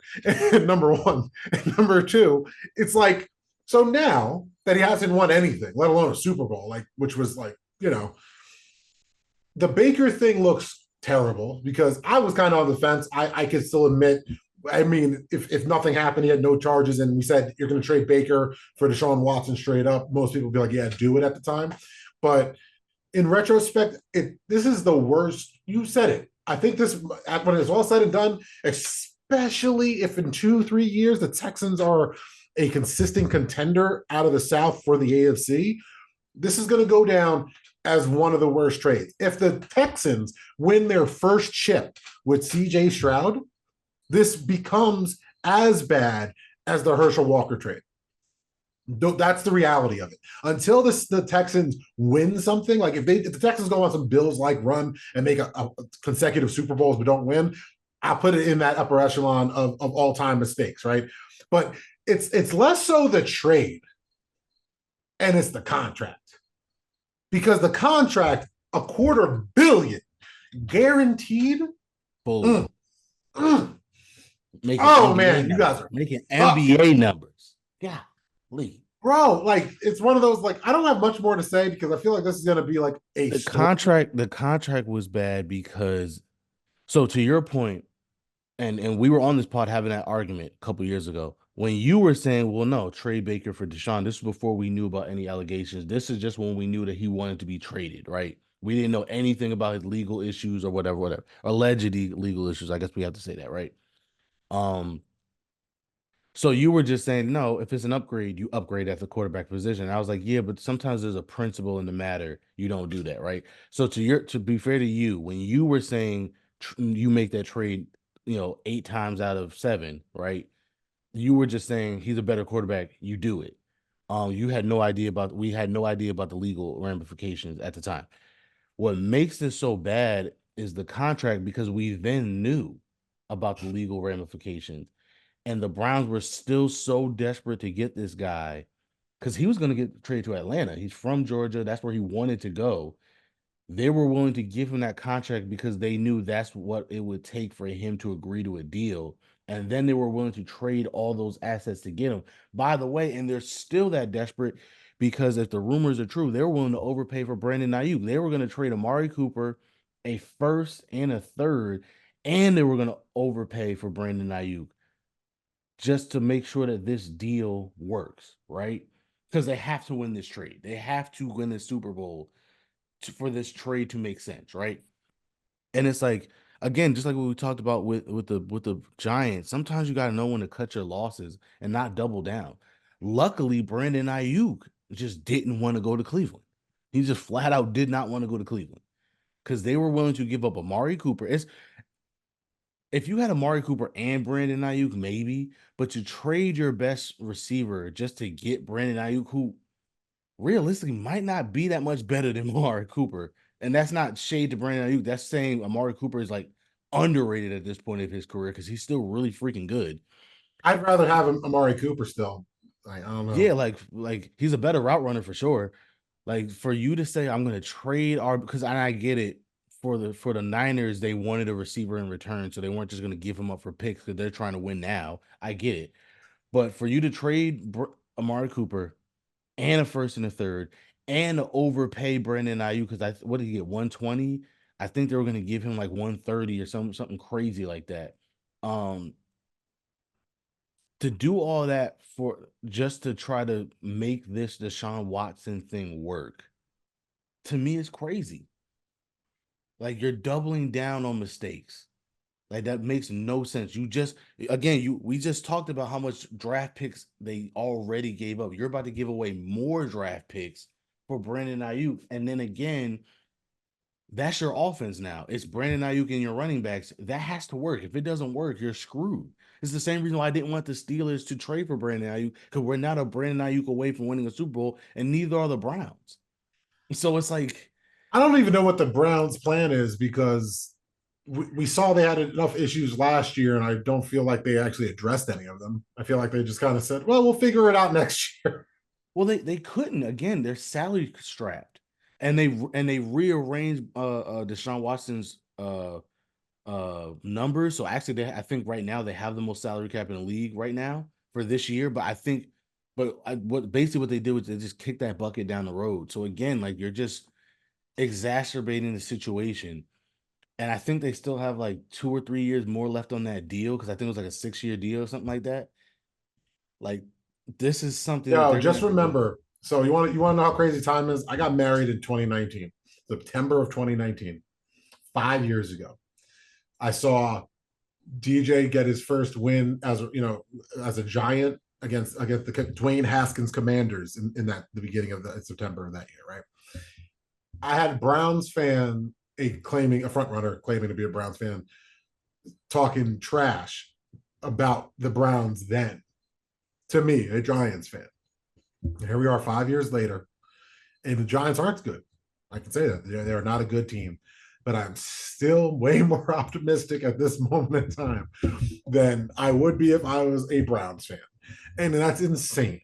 For all the things that you've already stated about Deshaun Watson, his talent since Clemson on the Texans and all that, this fall off is it's the only good example of karma. Like that's all it could be. Because like that, I'm being serious. It's karma, like incarnate, or he made a deal with the devil and it ran out when he left Houston, right? Like that was the deal because it doesn't make any sense. It's not an injury. Like you said it, he's had injuries, sure, but that's not what this is. Yeah, and I don't know, like it wasn't like was Andre Johnson and JJ Watt really like hiding this much from us? Well, I don't believe he had D-Hop. He had D-Hop. My But no, bad. Sorry. but that's the thing. He led the league in passing the year D-Hop got traded. His last year in Houston was that's why he wanted to get traded because they traded D-Hop for no reason because what's his name? Bill O'Brien's an asshole, right? Yeah, Because God forbid he has children. Like, but football years are like dog years because that seems like 10 years ago that Bill O'Brien was on the Texans. His last year with the Texans was without D-Hop, and he led the league in passing yards, which is why people were saying, "Oh yeah, trade for him." Like, yeah, forget Baker, trade for him. I'm like, bro, you don't do that. Like, I say it all the time. Like, Cleveland is one of those cities that I think is cursed, and Cleveland is one of those cities I'm like, did a Judas disciple found Cleveland? Because the way that city just gets cursed sometimes is unbelievable. And this was one of those times I'm like, bro, this is the bad juju that I'm talking about. Don't do this. You just won a playoff game for the first time in 30 years, not just beating, but embarrassing your most hated rival in the Pittsburgh Steelers. And literally a month later, you're talking about trading that guy for Deshaun Watson, but he's better. Sometimes it's not about that. Sometimes it's about doing the right thing. And when you do the right thing, it comes back. When you do the wrong thing, it comes back. And granted, a year later, Baker kind of worn out his welcome, so it was a lot easier to digest them getting rid of Baker. But still, it was one of those things where it's like, dude, like Baker's killing it right now in Tampa Bay. He's kind of been humbled in his own right, but it's like, dude, like that is just bad. It's just we've never seen. He has the Tiger Woods effect. Like that was his mojo. Like that. Like once you took his mojo away, he can't play anymore. Like I've literally never seen this before. Sucks Like to suck. it's crazy. It's crazy. All right. So let's talk about an AFC North team that did win. By the way, Steelers 1-0, the only undefeated team in the AFC North right now. Woo, go Steelers. Um, Justin Fields started for the Steelers in their 18-10 win over the Falcons. He didn't play bad, going 17 for 23 for 156 yards and rushing for an additional 57 yards. The offense only had 1 3 and out all game.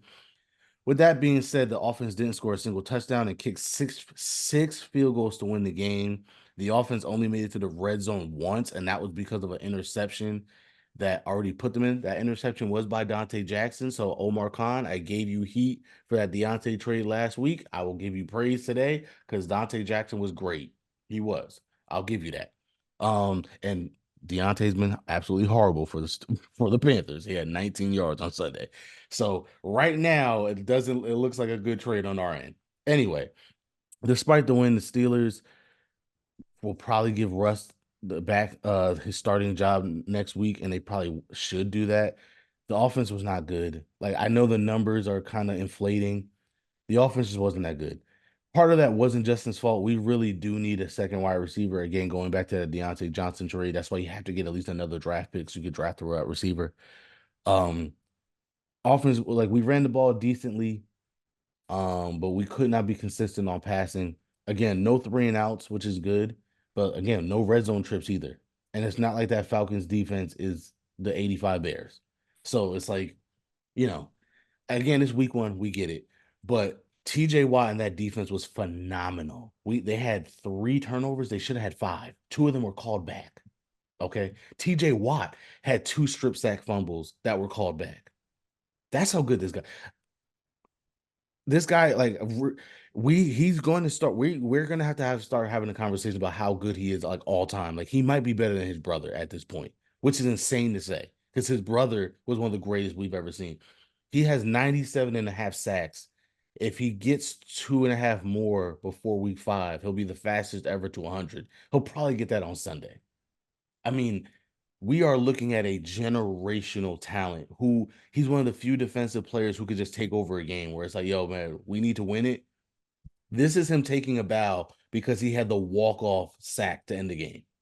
Again, it was technically his 3rd sack. They called the first 2 back. And then he got a 3rd one to just end the game. And he took a bow as the clock went. He took a bow right at the 1 second mark, turning 0 as he took a bow. Like this dude's just phenomenal. But the problem is we can't expect this every week from this defense. We're not going to win this way. And if you're the Steelers, I said it last week, you got to protect that draft pick. If Justin's not going to make your offense dynamic, you got to play Russell Wilson as long as you can. If you're going to win like this anyway, 18-10 every week, if this is how you're going to win anyway, play Russell Wilson. Because what you can't have happen is Justin Fields play all year, never really get better. So you know he's not your future, and now you gave him a 3rd-round pick for him, right? Like if Russell Wilson's healthy, he's gonna be the starter because they have to protect that draft pick. Because we need to probably draft a quarterback. We definitely need to draft a wide receiver, maybe even 2. We probably need another offensive lineman. We just re-signed Cam Hayward, but we still need to draft his replacement. Like we need our draft picks. So Russell Wilson's gonna have to start, and it's against the Broncos, so I know he wants to start that game. If just like you said with Daniel Jones against the Commanders, if we ever do see vintage Russell Wilson, it might be this Sunday against the Broncos. So if he's healthy, they're gonna start him, and I think they should because they got to protect the draft pick. Justin, I'm sure will get better if he plays more, but how much better is he going to be? If he's not going to get that much better, it's not worth losing a 3rd-round pick. It's just not. Let Russ play. If Russ gets to the point where we're starting to lose games towards the end of the year, go ahead and play Justin, where you only give up a 5th or a 4th-round pick. But yeah, I think that's the move. Like that, he just doesn't look good enough for us to warrant giving up that 3rd-round pick. And again, I know it's week 1. I get it. And he didn't play bad. And some of it isn't his fault because again, we do need because I think what was the stat? Like George Pickens basically had all our yards, all of them. Like I think the rest of the receivers combined had like 20 yards. Like George Pickens had like 87 or something like that. So yeah, like it's not good. It's not good. So I will see. Honestly, that it was one of those games where I saw they were putting Justin Fields in late. That's why I knew I checked all my teams on Sunday because that was the notification I got. And we said it already. Like I don't want to be a broken record, but we said it last week about TJ, and then earlier this episode about not overreacting. But Justin Fields didn't look as bad with what's supposed to be a worse offense. I don't know what that means yet. It's only that's why I didn't say much. It's still only week 1, but that's kind of bad that like that the Steelers made Justin Fields look better on paper at least than the Bears had with their first overall draft pick. But it's week 1, and Justin Fields isn't a I rookie. mean, You it expect any was starting quarterback to get 150 yards. I'm just being honest. Like that's like bare minimum shit. yeah. And also if you look at his shot chart, again, no completions in the middle of the field. So once again, he doesn't like throwing towards the middle of the field. Everything is to the sideline. That's not even Arthur Smith's system. So it's like, again, he needs to grow too. It's not like he played well and the rest of the team sucked. There's some things he needs to do better too. But like again, if he's not going to get better in that aspect in time, I think you guys just let Russ play. If you're going to win like this, if you're going to win ugly anyway, let Russ play because it's not worth the 3rd-round pick. It's just not. If the football guys tell me like no, play him because by the end of the year he's going to be a superstar, then yeah. But something tells me that's not going to happen. So, whatever. Um, the other big news of the week, was Tyreek Hill. Dolphins receiver Tyreek Hill was detained by cops just hours before the game on Sunday. Body cam footage surfaced yesterday showing the cops aggressively taking Hill out of his car and forcing him to the ground several times. Officers also put Calais Campbell in handcuffs when he tried to de-escalate the situation. Luckily, despite the drama, Hill and Campbell were able to go away. No injuries, were able to play, and Hill even scored a 80-yard touchdown. And you can see right here in his touchdown celebration, mocking the arrest. Um, so it was just a crazy experience. And to be fair, I'm going to be fair. To be fair, the footage does show Hill kind of being mouthy with the cops and arguing with the cops and stuff like that. So he's not quote unquote totally innocent, but realistically, it's one of the issues we have in this country where there's a lot of police that are on power trips. And there's a lot of police that just like to throw their authority around and throw their power around. And we saw that. And I don't care what y'all say. Yes, kids, especially black men, when you get pulled over, turn your car off, put the keys on the dash, keep your hands on the steering wheel. Protect yourself because if you're not a celebrity, it could be even worse, right? So, kids, especially young black men, when you get pulled over, turn your car off, put your keys on the dash, keep your hands on the steering wheel. Yes, sir. No, sir. Just, I know it sometimes it's annoying. I know sometimes it still won't matter. But if it's to protect your life, just make sure you comply all the time. I've had to deal with cops like that before. And luckily, I've been able to maintain my composure and just say, yes, sir, sorry, sir, no, sir, whatever, right? And I've still had to deal with some stuff like that before. It happens, unfortunately. But so don't give them a reason. But at the same time, any cop that's listening or watching this, bro, your job is to de-escalate the situation, dog. Like that's your job to protect and serve, not boss people around, not throw people around, not show them who's the boss. Your job is to protect and serve, to de-escalate instead of escalate. And we're so tired of having this conversation because yes, Tyreek Hill was in the wrong, but you're the officer. You're supposed to be the better person. Growing up, me and my brother used to fight all the time. And my brother, who just turned 28 yesterday, right? 4.5 years younger than me. We would get in fights. I would hit him. He would start crying. My dad would always punish me. And I'm like, but dad, he started it. He did this. He did that. My dad would always say, but you're the older one. I expect more from you. And as a kid, I didn't understand that. But as an adult, it makes sense. As the older one, it was my job to do my best to de-escalate the situation. Now, granted, if anybody knows my brother is an instigator. Sometimes, just like with cops, there is no de-escalating the situation. But it was still my job to do the right thing and not resort to violence, not resort to hurting him, not resort to ridiculing him, whatever. Same thing with these officers. Yeah, he might be giving you a little bit of attitude. Yeah, he might feel a little entitled. Yes, he was speeding. But still, there's no need to treat him the way they treated him. You are the police officers. We expect more from you.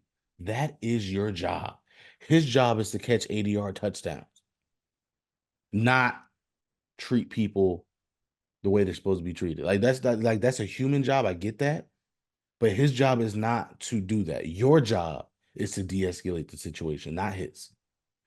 And that's what the part that people are missing. So all those assholes is like, well, just listen to the cops and nothing bad will happen to you. You're basically saying the cops have every right to beat the shit out of us or kill us or ridicule us if we don't comply with them. That's not their job. That's not why they're supposed to take the badge. It's not. Period. Again, I'm not saying Tyreek Hill was innocent. But your job as an officer is to protect and serve and to de-escalate a situation. So when his teammates are coming and just trying to figure out what's going on, why their star receiver is in handcuffs being thrown to the ground, and you're getting hostile with them when they're not even being hostile with you. So because I'll give them credit from the video footage I saw, the other teammates did nothing wrong. They were calm, they were collected, they were just trying to ask some questions. And the officers were the aggressors. Get back in the car. You're not supposed to be here. Da, da, da, da, da. And the one guy was like, all right, I'm getting back in the car. And the other guy's like, no, no, no. Forget that. I'm arresting you now, too. And he's like, bro, you told me to get back in the car. I'm getting back in the car. And the other officer was like, no, no, sorry, bro. Just get back in the car. He's like, dude, he's telling me to get back in the car. He's like, no, you're dealing with me now. You're dealing with me now. There's no need for that. That's literally some asshole just wanting to go on a power trip and show them he's boss. He probably got bullied his whole life. He probably has a penis the size of a pea and just wants to freaking feel good about himself so he could go home and tell himself that, yeah, I bossed, I showed I flexed today. That's not where you get the job, bro. And if that's why you're doing this, find another job. Because this is ridiculous. Every day we got to deal with this nonsense. And again, I'm not saying Tyreek Hill is wrong, and I'm not excusing his behavior. What I'm saying is, as the cop, it's your job to be better. Period. As parents, when your kid's acting out of control, we don't expect you to be immature in how you handle it, right? You're the parent.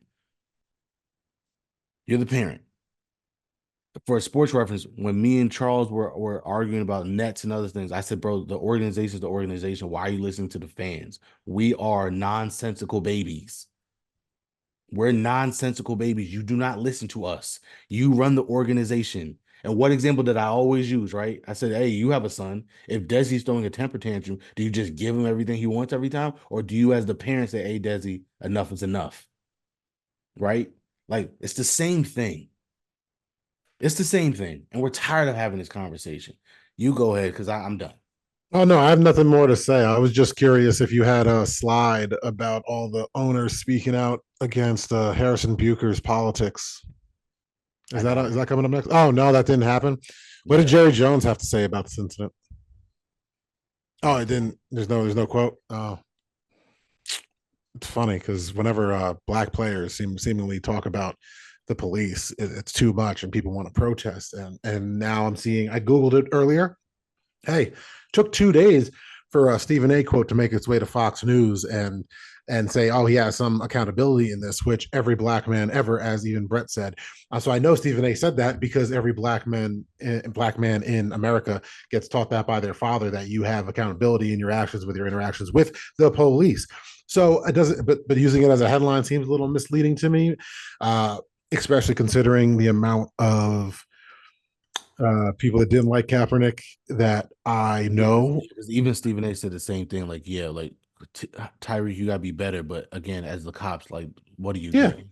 Yeah. yeah, I know. No, I could guess that. I that's why it's funny because that's the best that the bootlicker. I mean, pro whatever thin blue line type folks that will just side with law enforcement regardless.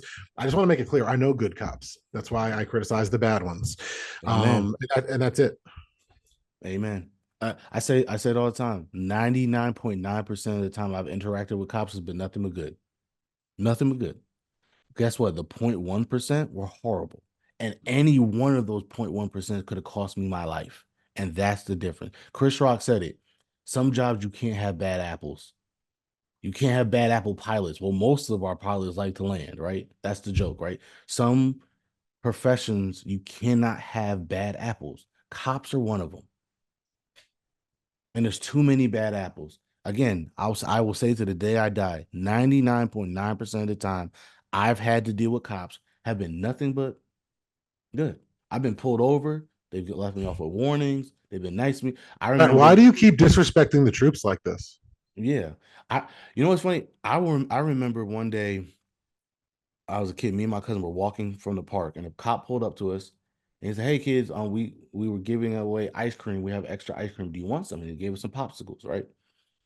And my cousin made the jokes like, "Yeah, the cops here are soft or something like that. Like we have whack cops." And my dad went off on this. He's like, "Bro, do you know how lucky you are to have cops that will come, a white cop that will come up to two black kids and not assume you're a threat?"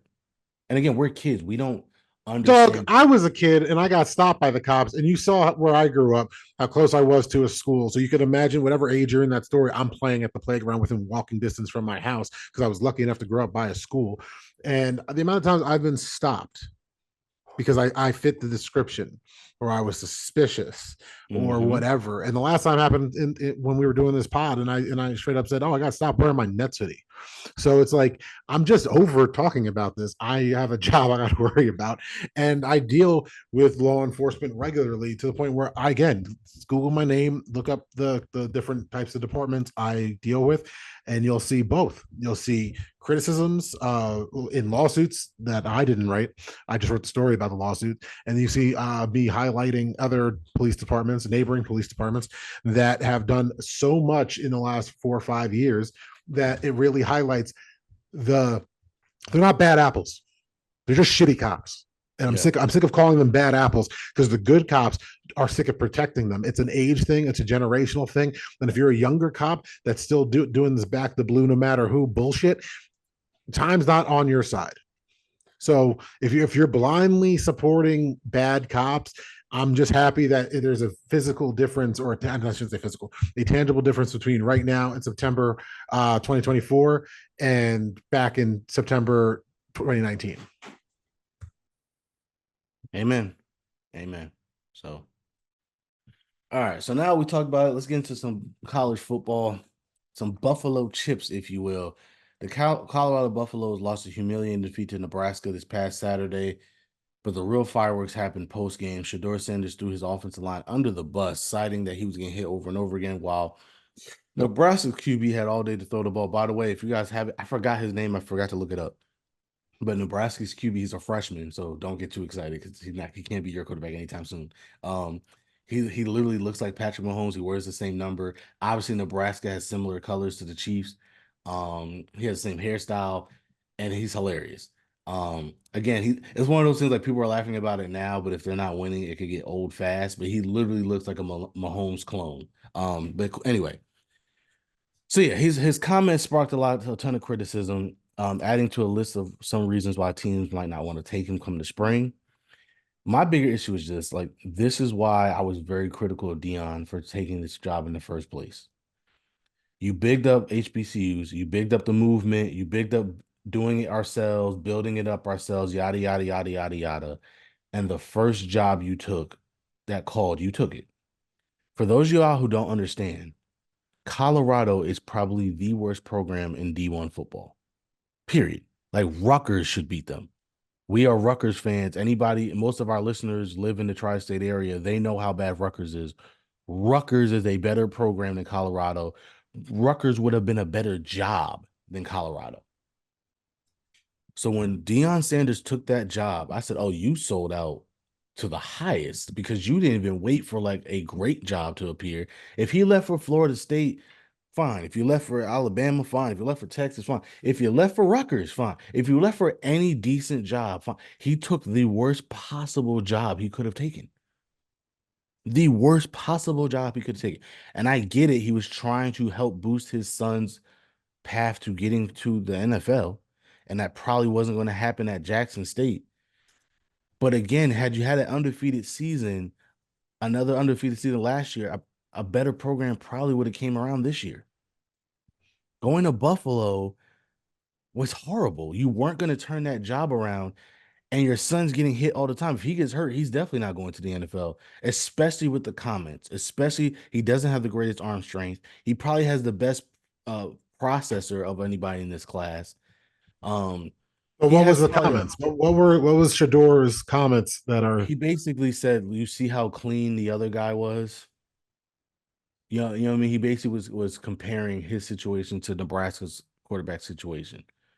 Um, okay? What yeah, you want to again, do? it's week 2, bro. Like you just threw your offensive line under the bus and they got to protect you the rest of the way. Yeah, Like not only that, you're not only throwing your offensive line under the bus, you're throwing your defensive line under the bus, and it's kind of implying like, yeah, I'm sorry, bro. Did you not sign up for this school? that's what I'm saying, man. Like, That's what like I'm saying. that's the one thing that gets me. Again, I know, I would have been on defense. Like that's, I can't, I just can't, because some of this shit, nothing you said is wrong. Let me just start there. I don't want to make it sound like I'm even trying to counter any of the points you just made. My only thing was, yeah, take the bag. Everything, because everything you said. The irony is, I'm more critical of nepo babies, And this is a situation where it's harder to be a nepo baby when it's like in sports because it's so tangible the results. It's such a meritocracy in sports, right? But this was a good path. But everything you said, I can't argue. I really didn't think of it like that. They could be going undefeated in the HBCUs, and he could still have all this height. And you could have so much height that, yeah, you might not go in the first round, but if you go in the second, third, or fourth, there's way less pressure, and you still have all the deals that would be there because you're Yeah, Dion's and that's the kid. thing. If they have a bad year this year, and if he continues to talk like this, he might be looking at the same thing, second round at best. I think the one thing that's helping him is this quarterback class, and we'll get into that in a second, isn't that great. And so he still looks like one of the better quarterback prospects. But again, as you know, the NFL is a business, bro. Like if he's not so good, like Caleb Williams was so good that you got to move past. And that's why I said last week, I don't want to kill Caleb Williams for comments his father made because Caleb Williams didn't say it. Shador himself is saying this stuff.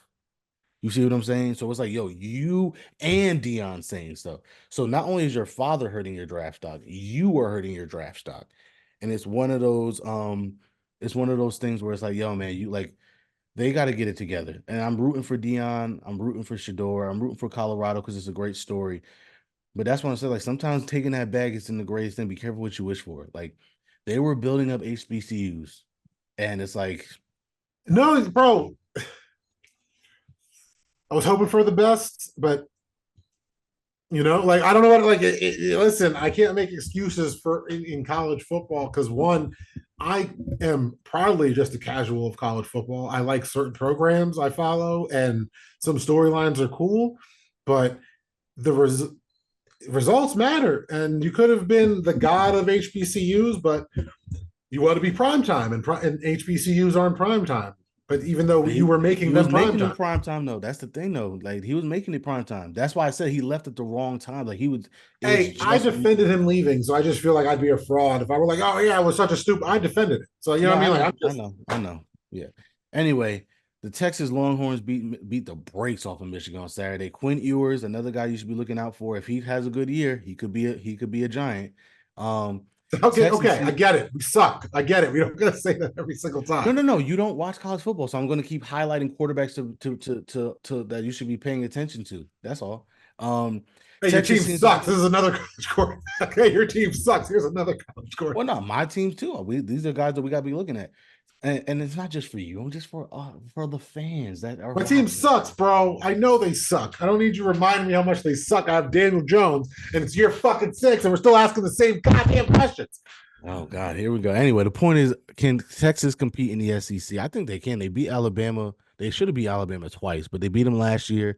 Really good game the year before when they almost beat them. Quinn Ewers got hurt in that game. That's the only reason why they didn't beat them.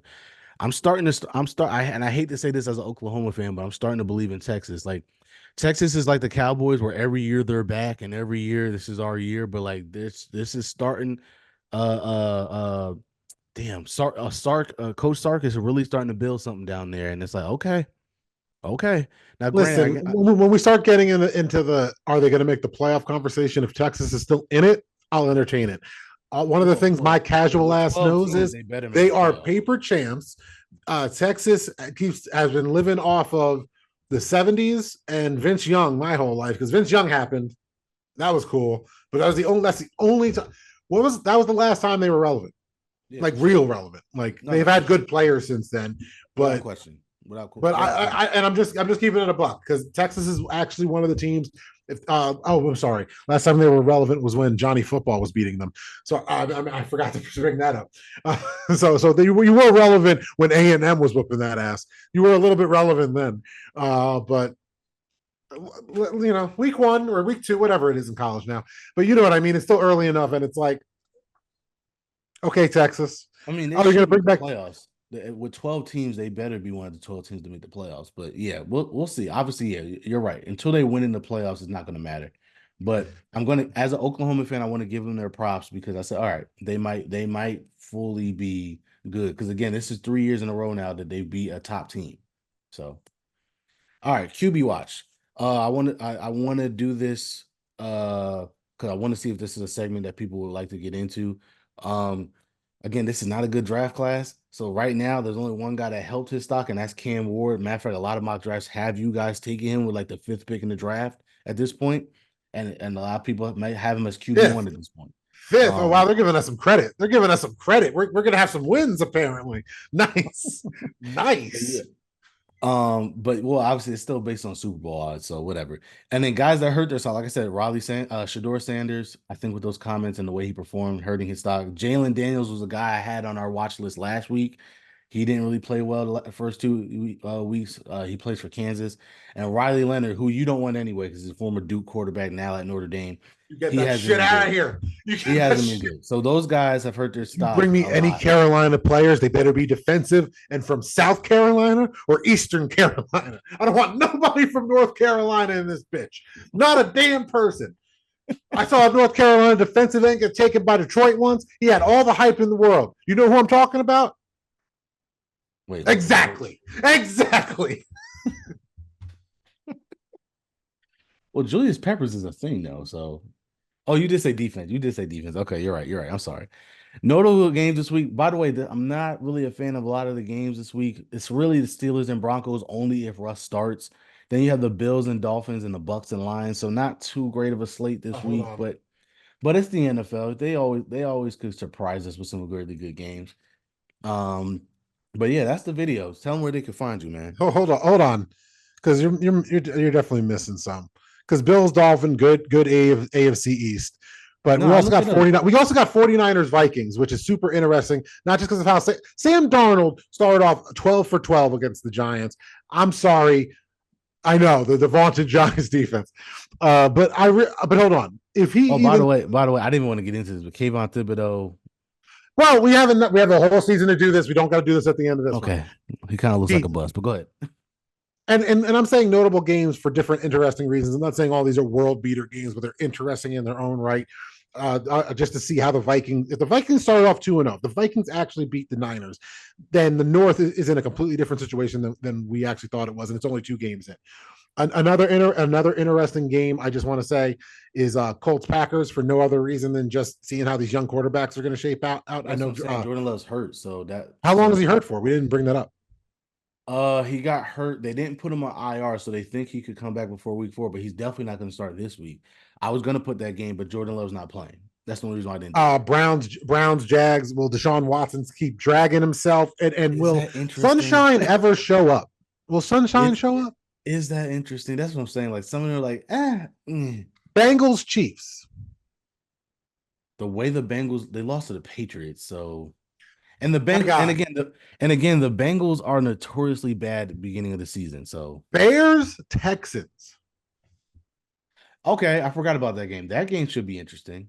That game should And be the Monday interesting. night game, just because I want to keep it a buck, they're 2 teams me and you keep talking about, and I know I'm going to get a lot of shit because they're like, oh, obviously hates the Eagles. He's not going to talk about them. But the Eagles Falcons on Monday night, the Falcons need to bounce back and actually show some life on offense, because if they don't, then what is all this for?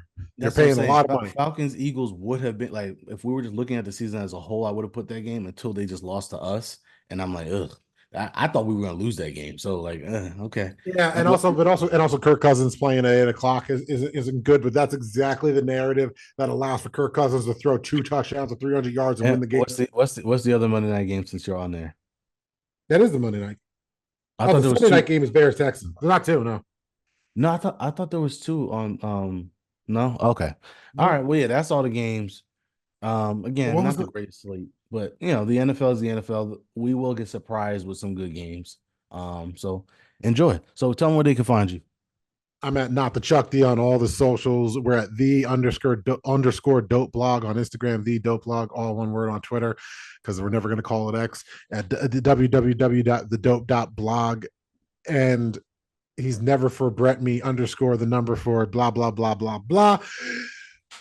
Never forget me NEVA underscore the number I four was like, you're actually BRETT going to let me underscore sign off. ME on all the socials. We are at the dope.blog. And because you're watching this on YouTube, please like, share, and subscribe. And join us next time as we continue to discuss other people's excellence. Bench Daniel Jones for the love of God. Please, God. Please, bench Daniel Jones. Please. Please. Please. Please. Please. Please.